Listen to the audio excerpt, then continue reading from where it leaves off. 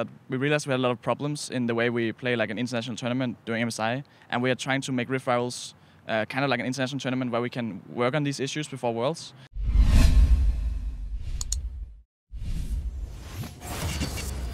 Well, it's the first day of Rift Rivals. I'm joined right now by Caps with coverage presented by OmniSlash to talk a little bit about Fnatic's time in North America and their first win of the event.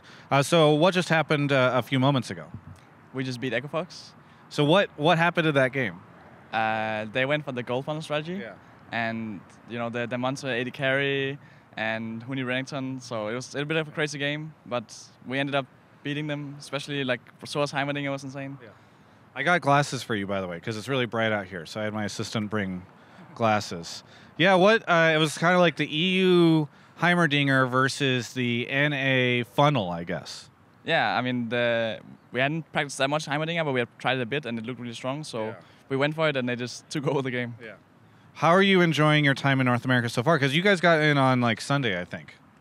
We came in a few days ago. I'm not exactly sure when, but it's been really nice. The hotel is nice, and we're spending the most of our time at the studio, and it's like really huge. Yeah. I really like the fact that we can get like smoothies. Yes. I think we have gone like multiple times a day, and the little boxes with like berries, I suppose. Yeah. That's really good.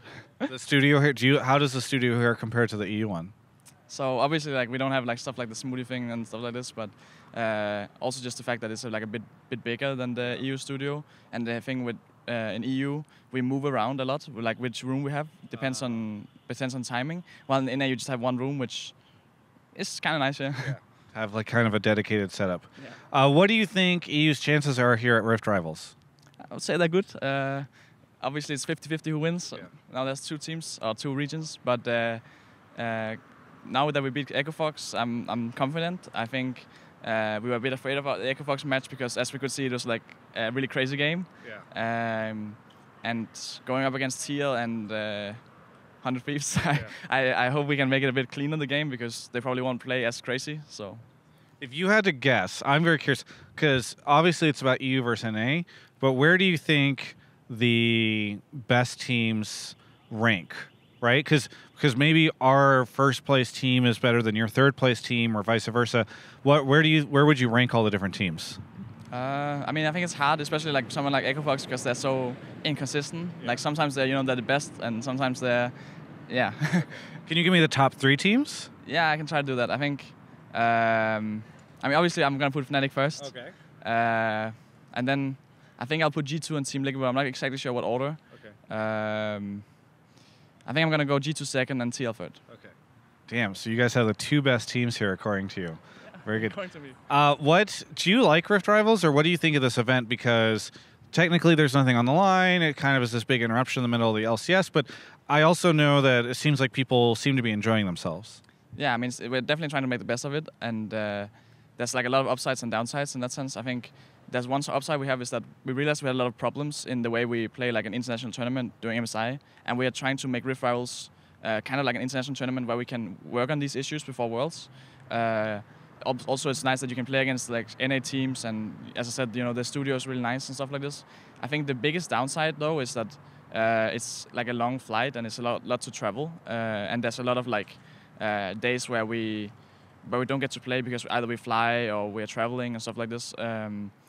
So in that sense, we don't get to play as much League, which might be a problem when we return to EU LCS, because then we have to fly back and get used to EU. So that's the only problem I have. But it's definitely like overall, like in the bigger picture, I think it's a good experience. Yeah. Do you think Rift Rivals will make the 3 EU teams a stronger European teams because of the time they spent here, or weaker because of the time spent off?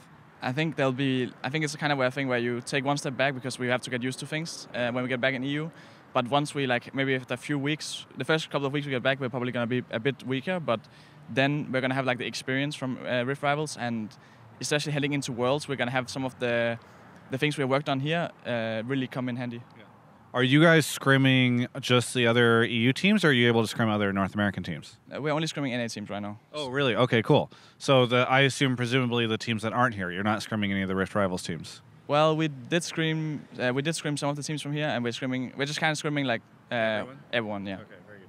Is that nice for you? Is it fun to play against some of these other NA teams and scrims? Yeah, it's definitely fun. I mean, it's always fun to play like new teams. obviously there's some players you're really looking forward to. So there's some players that are really like there's a lot of hype around, like Huni. You know, it's hype to play someone like him, and yeah, when you play them, you just feel excited. I have heard that NA scrims are just a shit show because everybody's trying all this weird stuff. The meta, you just have games where like they just go one way. Do you feel like the scrims here are productive? I don't think it's NA only thing. I think it's everyone's just kind of trying things. So I wouldn't say it's like too different. There's teams that play gold funnel, there's teams that don't play. Some teams play carries, stuff like this. But it's all the same in EU, you know. Yeah. Even the number one, like Misfit and G2 are number one, and G2 is only playing like Heimerdinger and gold funnel. So people are definitely trying weird things also in EU, and it's just fun to see like what their weird thing is. Did you get a chance to catch all the fireworks last night? I do not think so. I remember. We're not that much outside, I can say, but I think when we were traveling back in the Uber, we saw some fireworks up in the sky, but it was like 10 minutes. So yeah. It's a holiday here. I don't know if you know that. Yeah, I know. We made some good pictures, you know. Oh, good. Very good. Is there anything that you want to say to any of the fans out there? I'm going to say thank you all for supporting me, especially like there's a lot of support during MSI, and you guys have been supported now that we're back in EU. We have had a little bit of a slow start, but I believe that we can turn it around and come back. So thank you guys. Good. Well, thank you so much for the interview. For everyone else, you can check out the rest of my coverage of all things esports right here on my YouTube channel. I want to thank OmniSlash so much for the support of my content. They are on a train right now, a train that you could be on, and that's the Travis train. Just get on that train, subscribe to the YouTube channel, hit up my Twitch.